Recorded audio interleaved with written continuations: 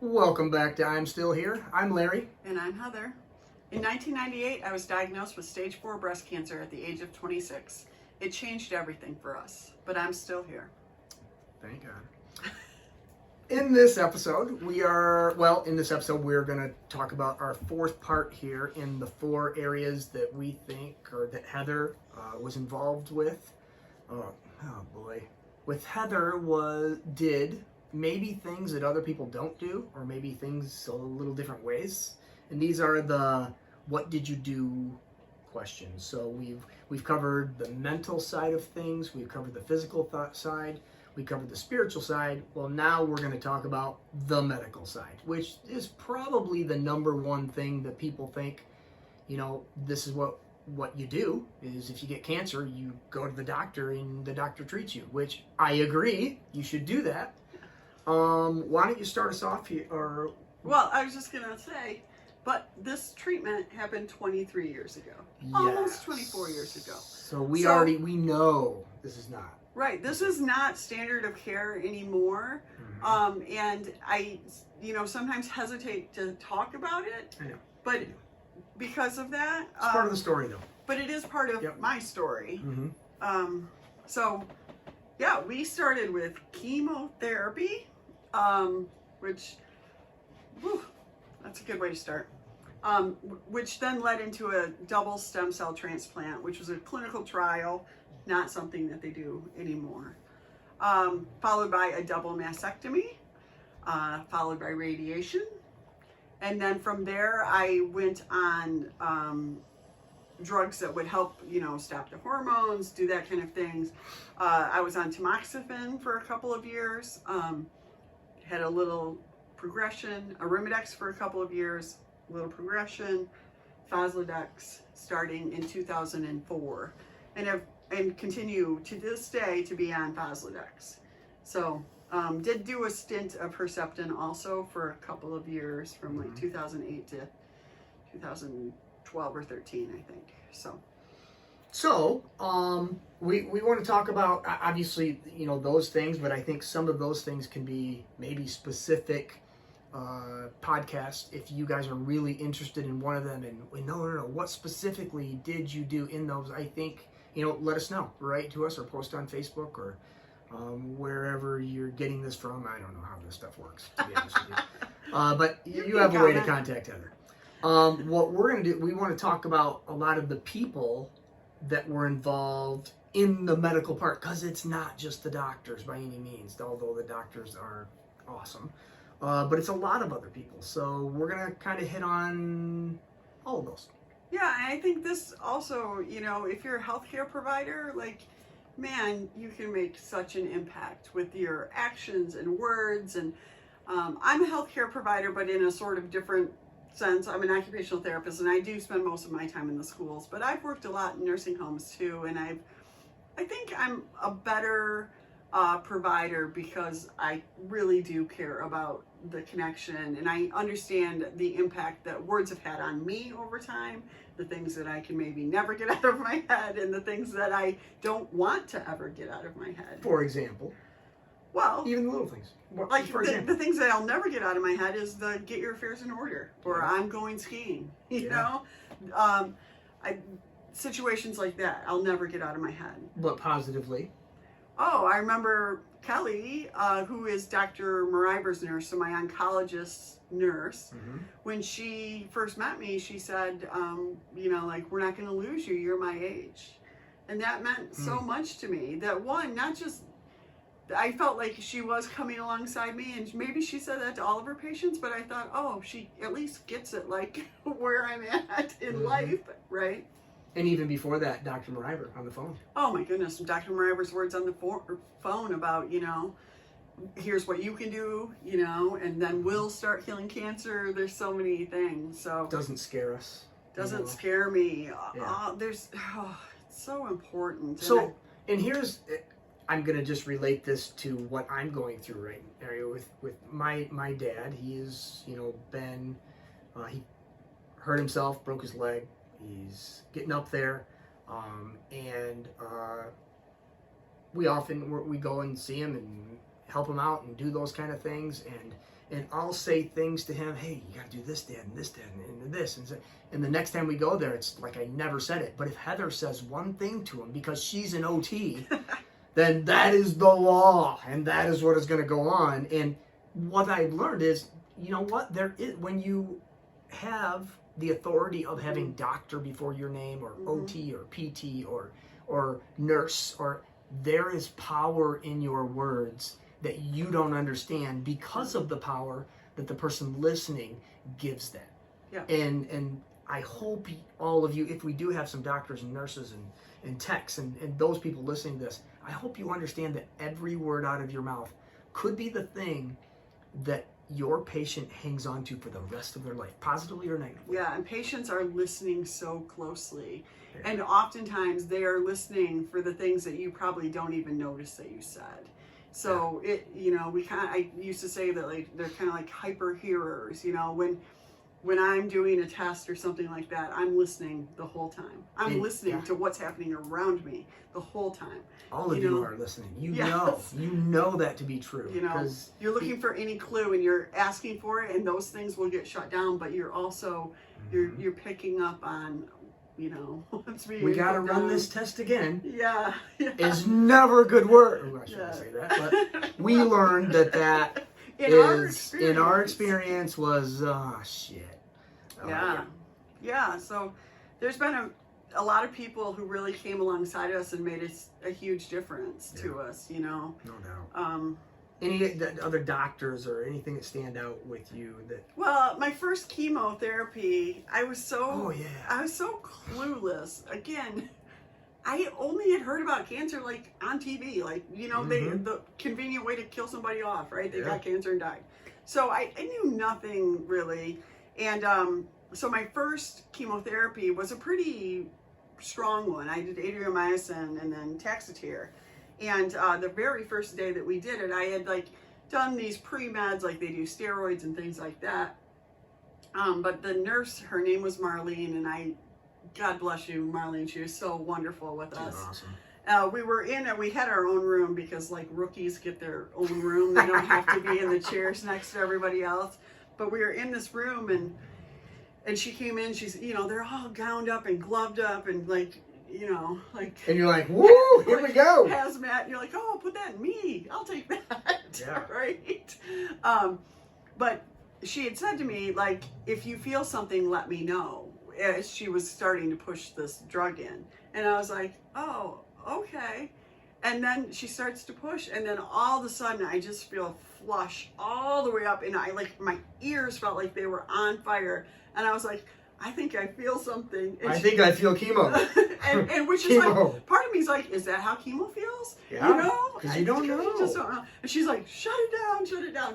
And I was having a reaction to the meds. And again, they see that stuff all the time. But when you're experiencing it for the first time, it's so, it's scary. And you just, I don't know.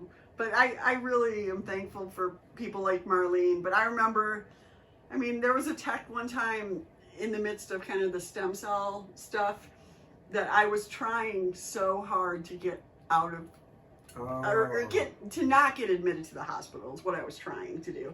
And my Dr. Ash, who did my stem cell transplant, had come in earlier in the day, and she said, if you can stand for, I don't remember how many minutes, you can go home. And she turned up my saline drip, and left. She's like, if you can stand, you can go home. So this tech would come in. I'd be like, I think I can do it. This is earlier that day was the day on the stairs, right? At your mom's? Yeah, probably. Yeah, so this is another pleasant treat that you just go through when you're going through cancer. But she was the outpatient. She was doing her outpatient stem cell transplant, the second round of that. And she was just trying, but she was just weak and sick and she's like, she wanted to try to get hydrated, so she drank a bunch of Gatorade. I believe it was red. Of course it was red. Is there a better flavor than red? It was red. And at her mom's, we were staying at her mom's because that was only... It was closer to the hospital. Yeah, it was closer. And I just, on the stairs, she she like passed out coming down the stairs, and I was, or sat her down and just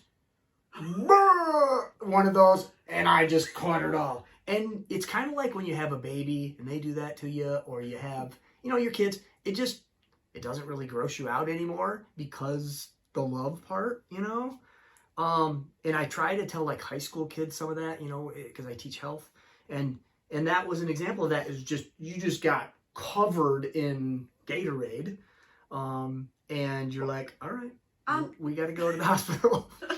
Well, then I was like begging. I think I sort of passed out. No. I was like, no, don't let going. it go. And he was like, we're going. If you haven't thrown up on your spouse, I mean, right. Doesn't that just bring us even closer together? It does. Yes. And also, if you're going to throw up something, red Gatorade's a really good choice. It comes back up easy. Except for that shirt I was wearing.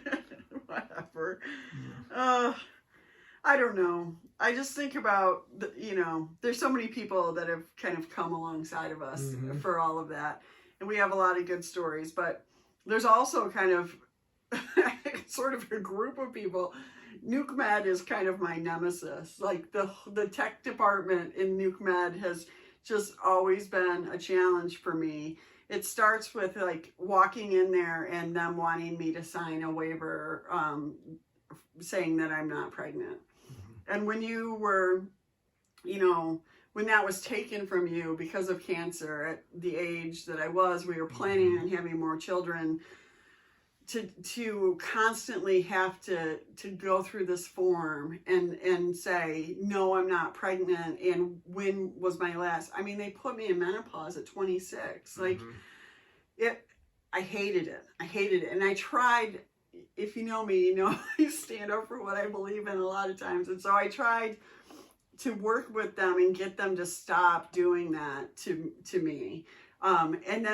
And for a while, I would just take the form and draw a line through it and just hand it back. I wouldn't sign it. So I actually kind of got my own personal tech at the University of Michigan because it just has been such a bothersome thing to me. Yeah, we're not talking about twice. We're talking about over and every over time, and every over single and time. over. And I've said before, like, I don't care about the liability. I'll sign away the liability. You know what I mean? Yeah. It's not about that. To me, it's just kind of that dagger in my heart of, hey, reminder. Here you get to go. Here you're coming into a test to see if your life can stay on track or it's going to all fall apart again. And by the way, can't have kids. Yeah. And even other women who I've mentioned it to or like don't think it's that big of a deal, but they didn't have their reproductive years cut short in the same way that I was, No doubt. So, but then oftentimes, like, you fill out this form if you do happen to fill it out, and then somebody comes and gets you and they'll say, have you ever had a bone scan? And I'm like, I've had 400 of them. Like, how do you, like, that's a terrible question to ask me, and the intent, I think, I've done more bone scans than you. Yeah. The intent of the question, I think, is, do you have any questions about this? But say that. I've seen you've had a bone scan. Do you have any questions today? Those things really make somebody feel seen. Yeah. The opposite of that, you feel so unseen. And just like you are, for me, I mean, who, knows enough about healthcare to, like, think of it in units, I just feel like another unit in their day. Like, I'm just that person. And it was, I think you've probably gotten more phone calls about that sort of stuff than. No, it takes you from, this is a great day and I'm going down here and I hope everything goes well and stuff, like if I'm not there, whatever, to bawling tears for the reasons you just explained, and it just completely, and they don't, and in not one of those situations did they even understand what they were even asking, let alone what that would do to somebody. Right. I just say to the people listening, and I know there's people listening going, I know exactly what you're talking about. Yeah. Speak up. Yeah. Speak up. Please say something. I say something every time. And I've actually even gotten involved in the Patient Family Advisory Committee. Yeah. I'm trying to do something about these things. But I don't think also, I feel like a lot of new techs in general tend to be fairly young. You know, there seems to be a fair amount of turnover in that, but I just don't think that people, but they're just doing what they're told to do. No, they are, but I just don't think they consider what it feels like or to be a patient, in that people are laying on those tables knowing that their lives could change. Yeah. They're laying on those pleading to God. They're laying on those tables, you know, because they've already, you know, failed 3 tests before that. Yeah. All of those things, or even some things, you know, I've done every test there is, I feel like. Some things I've realized, like, they'll say, put your arms over your head. And your arms over your head, after 15 minutes, they're falling asleep. And I'll put them down and they'll be like, oh. And I'll be like, do you need them up there? Well, not really. You know, and I'm like, you lay on a table and put your arms over your head for 15 or 25 minutes and tell me what you think. Or at least, you know, you can talk to me through the screen. Tell me when I can put my arms down. You know, there's just a lot of things that get kind of done in healthcare because it's procedure, it's easier in general and things like that. And it doesn't really meet the needs of the patient. And, you know, even our daughter just had an ultrasound or something done, and like she had to drink a bunch of fluid. She was bursting, right? Like, or she was feeling very full. And then they go, oh yeah, you didn't need to drink nearly that much. It's like, okay, can we not just consider a 200-pound man as the normal? And maybe, you know, I don't know. But it's a work in progress. But it really does. It does really impact patients and how they feel. You know, and everybody, and that's everybody from, you know, if you're a custodian at a hospital and you're coming in contact with patients, your words matter too. Absolutely. And if a tech or a CINA or an RN or doctors, your words matter, and your actions matter too. But your words, you don't know. It's similar to teachers. You know, we had no idea what impacted that kid, and they come back and 10 years later they tell you, good and bad, right? You know, because I can be a little sarcastic, and but I know that's not always good. I think that, you know, I mean, being told that you're not good at something in 3rd grade, you think, forever, I'm not good at it. Right? Yeah, no doubt. Yep. So definitely you know, it's a challenge. So what else you want to talk about from a medical perspective? Let's talk about that. You just get a point? Yeah. Right there. Can you guys see that? Right. So, we're talking, Dr. Block, mentioned him before. His medical center was my second opinion place. And it was also kind of my, that's where we kind of added in all the integrative health. Which just helped me feel like I was on the right track from everything that I was doing. But it doesn't have to be it doesn't have to be somewhere else necessarily. But I think... What's your opinion on second opinions? I think... Because you get asked that. Should I get a second opinion? Should I get a second opinion? Yeah, I think if it'll give you peace of mind, absolutely. And I think if you're... I think we all have those little hairs on the back of our neck and that thing in the back of our brain that when we get told something by someone in authority and we go, we do that little, something's not adding up because I feel it somewhere inside of me and I can't express to why. And no, I don't have a medical degree, but just sounding weird. I think you need a second opinion.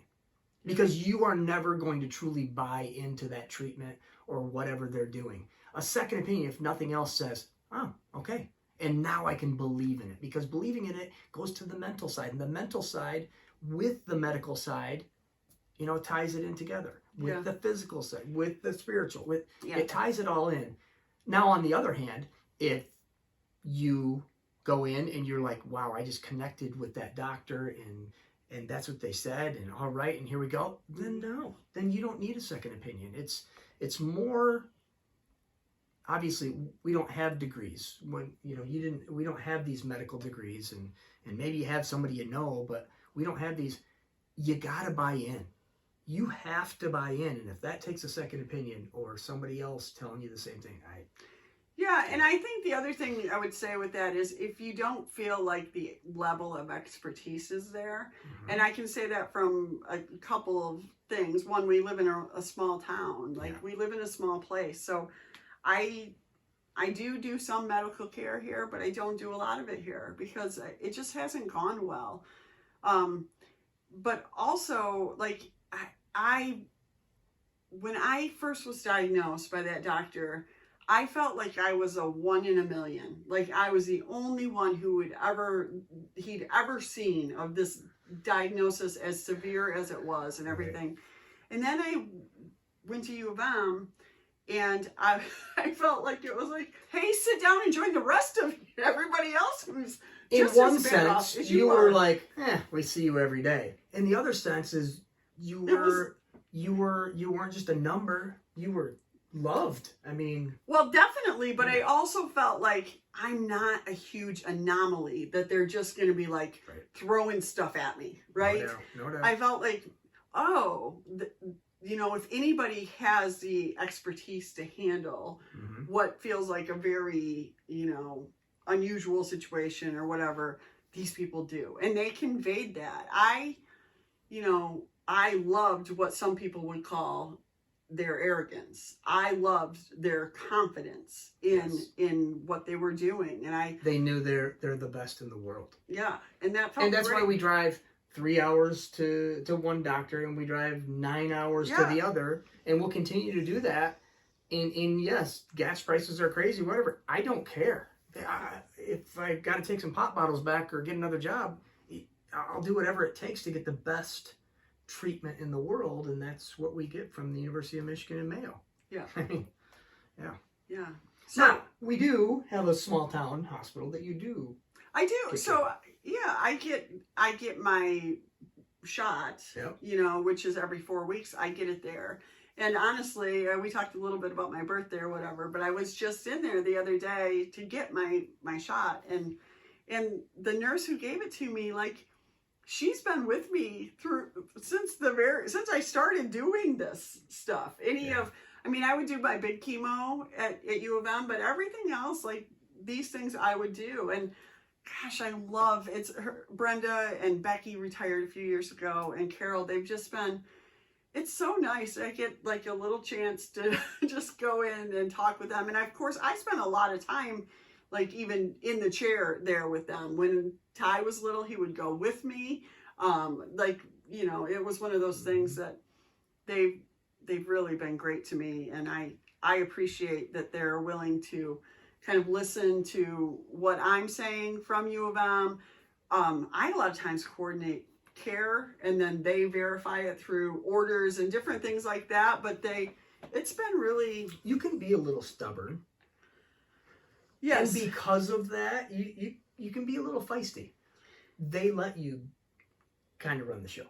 Well, let's just say how it is. They let me, keep the things moving. Yes, and they let me... the shot that I get is like a huge needle. It's in my backside, tons of scar tissue back there now. And it's really thick, like to push it in. So we learned like that heating, like putting it in a blanket, like warming it up a little bit, which I've heard there's some controversy over that. Don't care, gonna keep doing it. Anyway, I can call them and say, I'm on my way in, and the pharmacy's quick and they get it right in. And I'm not spending half a day for an injection that takes 2 minutes. And I do really appreciate that, that they allow me to do those kind of things. So, and also you've had, complications probably isn't the right word, but because of the treatments that you've had side effects of that, and you've had to deal with other doctors that you didn't really plan on. Why don't you talk about that a little? Well, I would, at this point in the game, like my cancer has been stable for a really long time. So really what I deal with on a regular basis are sort of the side effects of drugs that I've been on. So I was on Herceptin. I mentioned that for 4 or 5 years. I did have some side effects, with my heart from that. And I continue to deal with those. So cardiology has been a part of my team and is, recently a part of my team again. And, it is what it is, but you just, it's like add one more person in. Yeah. And then the other thing that has happened in, I think it was 2013, I'd been on Zometa, which is a biphosphonate, a bone strengthener, since I started treatment in 1999. But one of the possible side effects of that is a disease called osteonecrosis of the jaw, or ONJ. And I have it. So I found out about it initially, and then we've had to manage it. ONJ is a really unique, interesting sort of process. Sometimes it moves very quickly. Sometimes it moves very slowly. I started out... Bone in either the mandible or the maxilla, so the inside of the mouth or here, can deteriorate due to the side effects of that medicine, and you have to get that taken care of. You have to get rid of the dead bone. Yep. So I started out at the University of Michigan for that, but then I ended up moving to Mayo. In Minnesota. In Minnesota, and Minnesota. We love those people in Minnesota. Freakishly nice people. And those of you listening from Minnesota, you know it. It's Minnesota nice, and you guys scare me a little bit. But we love you too. No kidding. Yeah. Every human there is nice. Go to Minnesota, people. Wow. Yeah, I'm telling you. You're a potential sponsor. Anyway, yeah, so also I've had a lot of other doctors that are a part of my team at times. I mean, I've had many fractures. I feel like, I mean, honestly, the orthopedic surgeon in our town knows both of us a little too well. We play hard. But it's just part of living with cancer, right? Dealing with all of the things. I will say, though, I do think that people maybe underestimate the amount of time and that it takes to kind of coordinate care, even over a long-term basis. I was thinking about it, like I've had a lot of appointments lately, but it's unusual for me to go more than a couple of weeks without some sort of appointment. And people would be like, what? I didn't know you had cancer, and what? You still get treatment? It's like, yes. And there's so many women out there like me that they're sitting in a chair every 3 weeks doing their infusions. We'll talk about, coordination of care when you're doing treatment, when the midst of treatment was running to this end of the hospital and getting to this and then down there and that appointment. And I got to be there. I got to do blood draw. But no, and that's craziness too. And just knowing how to handle it and how your hospital handles it, right? One of the things that we sort of learned with the University of Michigan was we kind of call it Michigan time. Like it was okay if somebody was running behind and you were late. They kind of expected that, but you didn't know that at first, and so your anxiety's through the roof, and it's not a good feeling, right? And even there are other, coordination of doing tests in a way. I've learned very well what tests I can do together and how to do them so that I can get as many things in one day as possible, as few trips as possible, spreading them out in time. Like I want them before my appointments with the oncologist, but I don't want them too far before my appointments with the oncologist. It's a careful balance, all of that kind of stuff. Portals have made life a little bit easier. There is a downside to portals in terms of looking at results. But even that, Mayo and Michigan, their portals talk, but our local one, the portal doesn't talk. So, and be careful looking at those. Because the fact is, you might do a test and they might have a write-up of that test and you can read that and go, oh my gosh, this is falling off. And you get to your doctor and they're like, oh no, that's not bad. And be careful on reading those. Yeah. Which we talked about that a little bit before this, but portals should be, I think they're a great way to communicate. At least for me with my doctors, they're really responsive, and that's really nice to be able to send a message through a portal.